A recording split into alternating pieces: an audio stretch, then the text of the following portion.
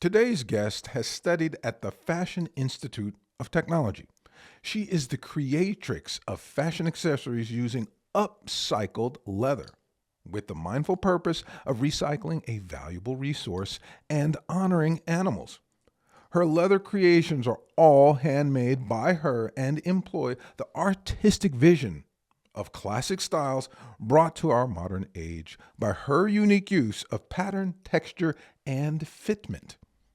Please welcome to Inside Arthead, the artist, Adriane Errera. Greetings, everyone, and thanks for joining the Inside Arthead podcast. It's here we'll explore the inspiration, motivation, process, and fulfillment of creating art. I'm your host, Roni Zulu, bringing you inspirational stories from artists around the world.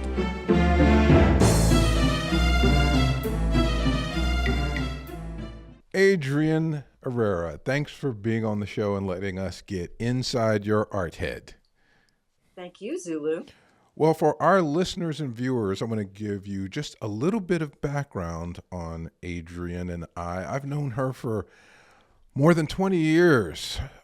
My wife was shopping for handbags and such, as she does often, and she's always looking for something unusual and something handmade and something more artisan than just your typical buy off the shelf. And she ran into Adriane's handiwork, and the rest is history. My wife has bought her bags, I've bought her bags, her wallets, and now I wanted to share with you this amazing artist. So we're going to just jump right in with Adriane. Adriane, I consider you an artist, and I'd like to know, before you got into making leather goods, did you draw or paint? I used to draw, but it was frustrating for me because I knew what I wanted to achieve, but I'm not like an artist like that where I can just sit down and draw something. Sometimes I can, and sometimes I'm frustrated. Got it. Now, I also did photography. That was more of the art form that I explored was photography. And do you still do photography? In a way, I do, because my Instagram feed is it's photography. So I do it in that way, like fashion photography, I guess, or product photography. Awesome. Let's talk about your products. Let's talk about leatherwork in itself. It's one of man's first innovations. I mean, to clothe himself against the elements, his first clothing was probably leather before he got into agriculture and started growing things to make clothes with. He had to use animal skins. Do you feel like you're carrying on some ancient tradition in what you do?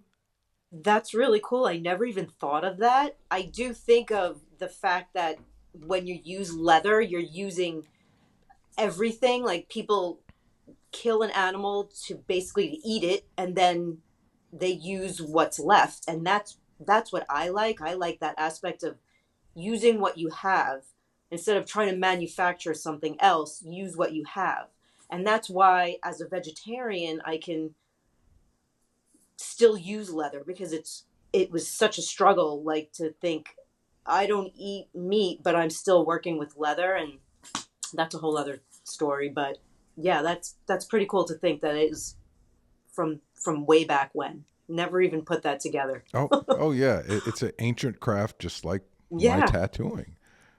Now, getting Right. back Yeah. to your leather and the product, you don't just go out and buy big sheets or rolls or whatever new leather. You Hides. Yeah. hide. Thank you. That's the word that Yep. I was looking for. You use recycled materials. Tell us about that. Well, on occasion, I will buy a hide, Mm-hmm. especially for, like, I mean, I know I like to work in black, so sometimes I'll just buy a hide of black. I do a couple different things. So one is, I do like to go and, like, scour thrift stores, and I have, like, my mom, she loves to find stuff, and then we find skirts, jackets, whatever. We take it apart, and I use that leather. It's fun because sometimes you're finding like weird patterns or colors, and again, it's like not setting out to find something specific. It's like what you find, and that's kind of how I like to work with, more like scavenging and putting stuff together that way versus saying I want to go out and get purple leather for this. It's like not like that. So then that's one way. Another thing I like to do is I do go to the leather distributor and I kind of dumpster dive. They just have big bins of scraps that come in from manufacturers, and you just go through there and you buy it by the pound. So I'm buying all these like small weird shapes and pieces and find the best stuff in there, and that really sparks some creative juices. Now, let's talk about sparking those creative juices. I know you've made more leather goods than I could ever count. And with that, Yeah. what inspires you or causes you to sit there one day and want to do a different piece, something new, something you haven't done? I guess, I'm an overthinker. So it's like I'll make a wallet and I'm like, oh, but this is not right and this could be better. So I'm always trying to make it more functional, at the same time trying to simplify it for myself, because if it's something I have to make again, I don't want to be like, oh no, I have to make that again. It was a pain in the ass. So, something like that. But also it's just like I'm sparked by like finding a piece in like a certain shape and saying, what can I do? This, look how much I have. I have a foot of this. It's like, no, Oh, I can't make a bag, but I could use it as a part of a bag, or I could use it as a wallet. So I try to work like that, like let the pieces dictate what I'm going to do. that's very interesting. So it's not always I have this thing in my head and I got to go find the No. piece. A lot of Right. time you're saying the leather will present itself and you work with I what? say it's probably like 85% of the time I work like that. Yeah. That's And then I pretty. do have ideas, of course, and I write them down. Sometimes I make them, but sometimes they sit, and then I'll look back and I'll be like, oh, that was cool. I should try that. And maybe down the road I get to it. Now, what would you say sets your leather designs apart from what we're going to see when we're walking through the mall? Well, I mean, I guess it's the finish of it. Like, there's certain finishes as a crafts person. Like, I do see a lot of handmade stuff, and people have a lot of tools and like certain machinery, and I don't have that. And I don't even know if I would even want to go that route. So it's kind of like the finish. It's finished, but it still has like a raw quality to it that I think you don't see that in mass produced handbags. Everything is very like finished edges and very like, I don't even know, very tight looking maybe. And my stuff's a little bit more raw than that. And I would think most people would find an appeal to that because it's not overly polished and it doesn't look like it's Well, stamped that's, out yeah.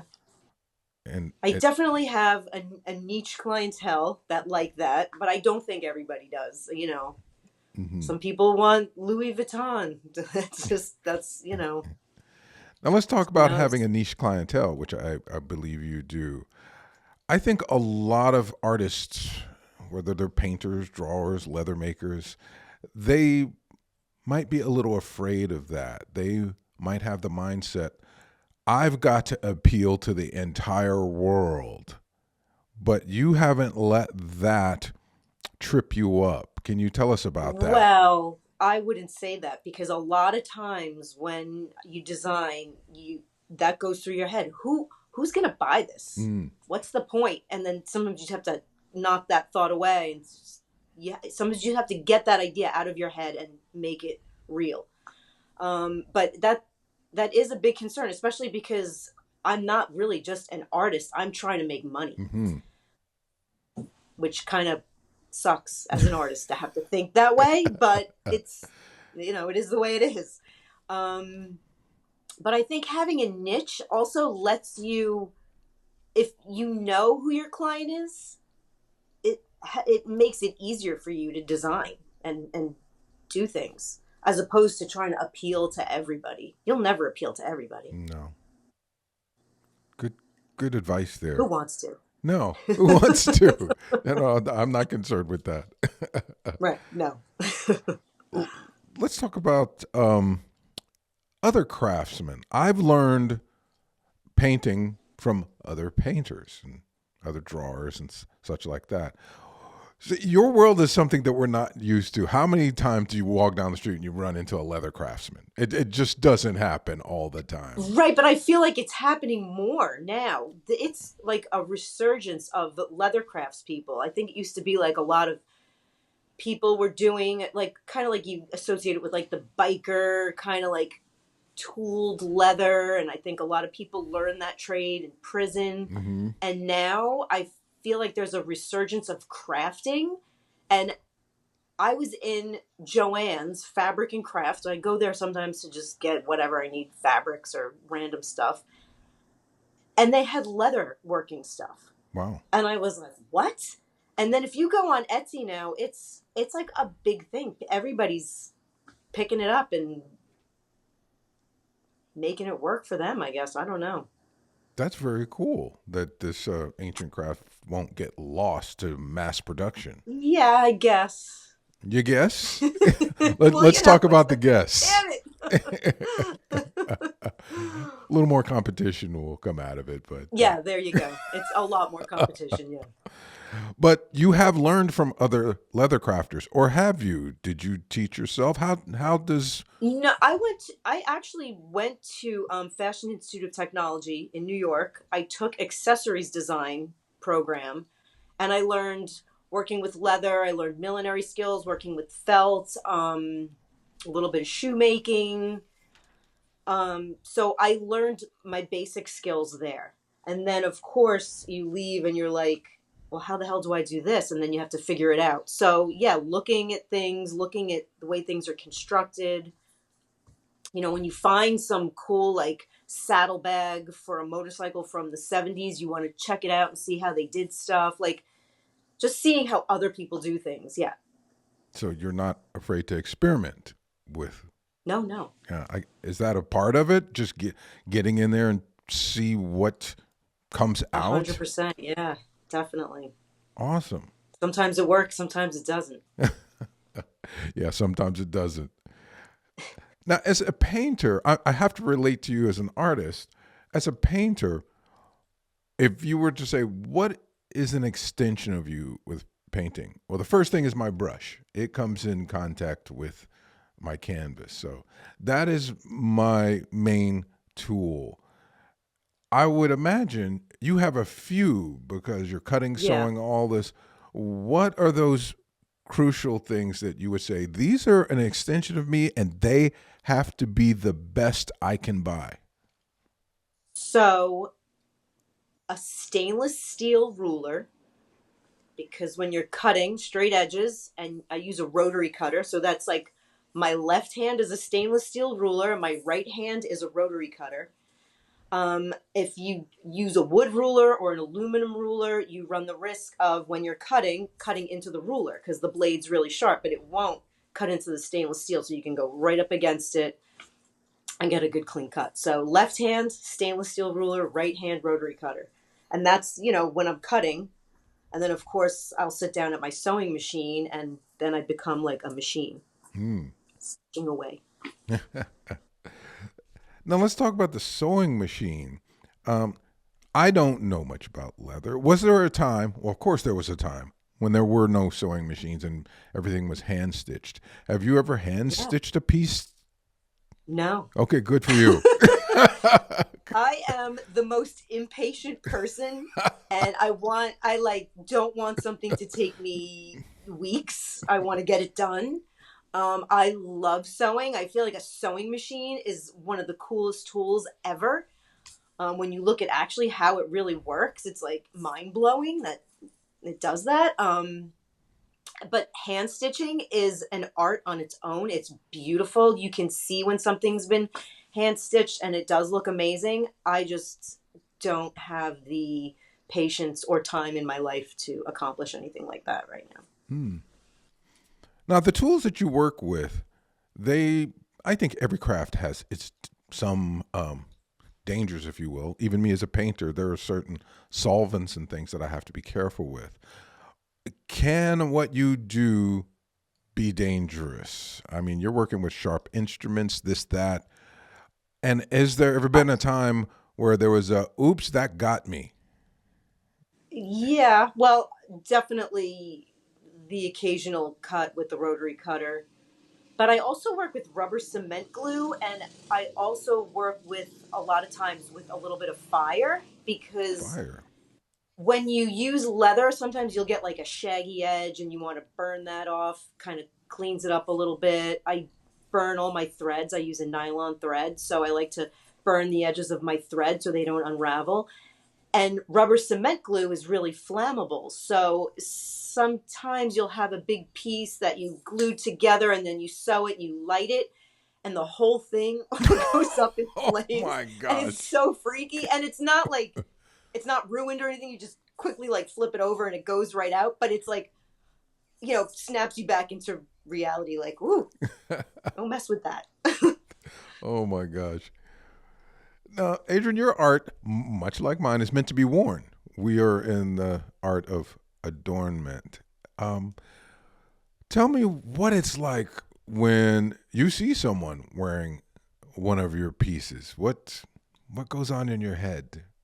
It's so great because you feel like you have a connection with that person. And Mm-hmm. it might even be awkward for some people because I'll often run up to them and be like, "Oh my gosh, I made that." And they're like, "Who the hell are you?" Depending where they got it from. If they bought it from me, obviously, but I do have some wholesale accounts. And so people don't know me personally or have seen my Instagram. They're buying it through another party. So, but I do love that. I feel like it's the best compliment when you see someone with your wearing your items. Mm-hmm. Now, the funny thing about leather, I'm this way, and I know a few other people are. When somebody picks up a piece of leather or bag, one of the first things we want to do is smell it. Yes. Smell it and feel it, but really smell it. What is that sensation thing? Why is leather so special that it hits us like that way? I don't know, but I can tell you that I go to the my leather place that I love downtown LA, and I walk in there, and of course you smell it, but I try, so like I just want to be so mindful of what I'm using, but I'm in there and I'm like looking and touching everything, and it is even like I don't like to use calf or like baby animal things. That kind of freaks me out, but that is the softest, most beautiful leather, the calf skin. And I don't know what it is. I don't know why. Yeah, It just is. boy, Maybe it's like an animal thing, like we're just attracted to it. And I think I that's mean, and it. it is beautiful. It's soft and it's supple, and like, so what's not to like, really? Leather is it's long lasting. There are pieces of leather out that have been around forever. I Right. shave with a straight razor, and the strop, as you probably know, most people would know, a strop is that leather piece that you run the blade on to hone Okay. it. I have one from like the 1940s, and it's still in great shape. I just have to, condition it once in a Right. while. Do you think your handbags and leather are archival, much like paintings? And how do you ensure they're archival? Is there a way? I don't think all of it is. Mm-hmm. It depends probably on like the tanning process. Like some things are, and the weight of it too. Like if a garment leather is very thin and something like that does, it just wears. Also, it could rot. I've had that where maybe it wasn't kept in the right conditions, and you go to use something and it just rips apart. So it depends on how it's, I guess, taken care of. Like you say, you condition that strap, and It's really cool. The history, like it has history. A piece of Hmm. skin that you're using has a history. I think that's just really interesting. But back to keeping it archival, it's you have to take care of it Yeah. in order to have something last. I think. Especially something organic. We're not talking Right. Yes. cement and buildings. We're talking skin. Right. Skin. Do you do you ever take custom requests? Yeah. Yeah. You do. Now, getting I do. into that, are there limitations? When people ask me sometimes for a tattoo, they want a tattoo that has the grandma, all their kids, the 5 cars they used to own, their graduation, and they want the tattoo to be, 2 inches That tall. big. Yeah. Are are there times when you have to guide people in the limitations of leather work and what can be done and what can't? Definitely. Well, I think you can people could have pretty high expectations and that's okay because a lot can be done. I think a lot of times with that it just depends on, do you really want to spend that amount of money, because people don't realize that if you're going to ask for something custom, a pattern has to be made, a sample has to be made, so that's all like time. So I feel like a lot of times people want stuff they're not. I guess when you go to the mall and you can get some really detailed item handbag for $50, you think, oh, I'm going to go get something custom made. You're not really thinking of a super high end bag. So I think more it's with the money than Hmm. with what I can do. And with that, I don't even want to like go there sometimes. It's like too complicated. Yeah, I just don't feel like I have the time, and Hmm. I'm not going to get paid for you know Hmm. what I do. I think that's more the issue is the money. Sadly. Yeah, well, that's reality. We're, Right, if it's going to take me a week, how much are you willing to pay? Like, yeah. so And can you walk bummer. us through that process? I Because what hit me is when you said patterns have to be made sample. I didn't even think of that. Most people, if you don't know something, you think, oh, they're an artist. They sit there Yeah. and they just get going on it. What Right, is that yeah. process from there's nothing made, there's nothing to there Okay, it well, is? luckily I mean, because I've been doing this for over 20 years, I have so many patterns. So like usually it's like people would say, oh, I want it like this size, like let's say it's a handbag. I can pull a pattern that I have and adjust it so I know that it'll work. And my patterns are very simple. It's like nothing complicated, but sometimes you think it will work and then you make it and you're like, oh my gosh. So now you're spending all this time trying to fix what you made.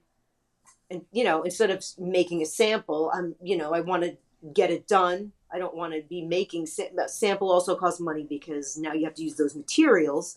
Um, so yeah, like luckily I have a lot of patterns I can pull from, but if it's something so left field for me, then yeah, I have to start from scratch and make a pattern. Hopefully, I have something I can work off of, like a picture or something, so that I can accomplish what they want. Awesome. Well, I know that I presented you a custom piece quite a while ago, and it came out absolutely fantastic, and I still have Oh, it you're nice. today. And people Thank ask you. me, "Where'd you get that?" And I tell them, "You got to get with Adrian on this." If someone wanted to go down this path, the way you have, and I don't mean like, "Oh, I'm just going to do a little side hustle." I really want to be a leather craftsman. What would you say to them? Well, I have to tell you, this is a side hustle for me Hmm. because I don't find it lucrative. Okay. And it could be where I live. I live in California. It's expensive to live here. Hmm. Um, it's just high cost of living. So to make at the end of the day what I would make doing my leather work, it's not. It's not. I can't. So you have to have a No, I passion for this to keep going. Otherwise, yeah, you would say, no, not gonna. yes. Let, And I keep coming back to it. Like I will, you know, foray off into something else and for a few years, but I always keep it. You know, I have customers. I just can't stop. I have to keep going with it. But I know that I'm right now, I can't make a living off of it. I think, I mean, I see people, it looks like they are doing it. I don't know if they're really making a lot of money or they, you know, have someone supporting them. Who the hell knows? mm-hmm. But if it's something you want to do, you know, I would never jump in full on. I would say do it as a side hustle first and then, you know, see what you think. Now, can you talk about, okay, it's a side hustle. And can you talk about that's okay with you? There's some artists that might get into an art and they can't pay their rent with just their art and they have to make it a side hustle. Can you talk about how to deal with that ego wise? Because that's an ego blow to some artists. They think, well, I'm a painter and people should be paying $50,000 for every painting I do. How do you not go there and get depressed about it and still keep a passion for it and say, I don't care, I'm still going to do this? Right. Well, I think giving it up would be the biggest ego blow, like saying, I'm not ever doing this again. Uh-huh. But, you know, I think also you just do it. And then all of a sudden somebody says, I love that. I want that. And you're like, oh, you know, but I guess you have to have enough, I don't want to say confidence, but you have to just like believe in yourself a little bit more. And That's good so back advice. to what? So how is it not an ego blow? Well, you know, and it is a little. Yeah. It does kind of suck that I can't just sit and make handbags and cool things all day. Mm-hmm. But I don't.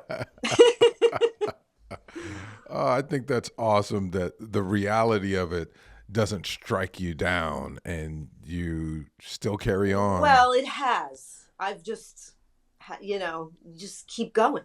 You just got to keep going. Because there are going to be times where does strike you down and when you're like, Jesus, this is not paying the bills this month. Right. And then what do you do? And then, but it's really all, in your mind. You make your own happiness. Uh-huh. Just got to be happy and still pay the bills. But, I'm going to agree with that. So, Adriane, let's say now that my listeners and viewers have heard from you and they're thinking, geez, I want to check out some of her handbags and leather goods. Where can we find you? The best place is Instagram. And my Instagram is Adriane Handmade, all one word. And you just scroll through, and I do have an Etsy site, and there's a link in the profile page to my Etsy, but there's not a lot on there. It's like, because I don't produce a ton of stuff, and then, something goes up, and if it doesn't sell after a couple months, I'm like, sale time. I don't want things like laying around collecting dust. I have a small space. I don't have anywhere to store stuff. So stuff turns over fast, which is good. But if they see something that I've done in the past, there's a good chance I can do something similar. Awesome. Well, thank you so much for being on the show today. Thank you. I really appreciate that you think I'm an artist, because I know you are. You're not an artist. No, I know you are because I have some of your art. Thank you. So to everyone out there viewing and listening, if you've enjoyed this interview with Adriane Errera of Adriane Handmade, be sure to check her out. I will put all the links in the show notes below. Thank you. And if you've enjoyed this, please check out some of our other interviews. I think you'll get a kick out of them. And until the next time, everyone, be well.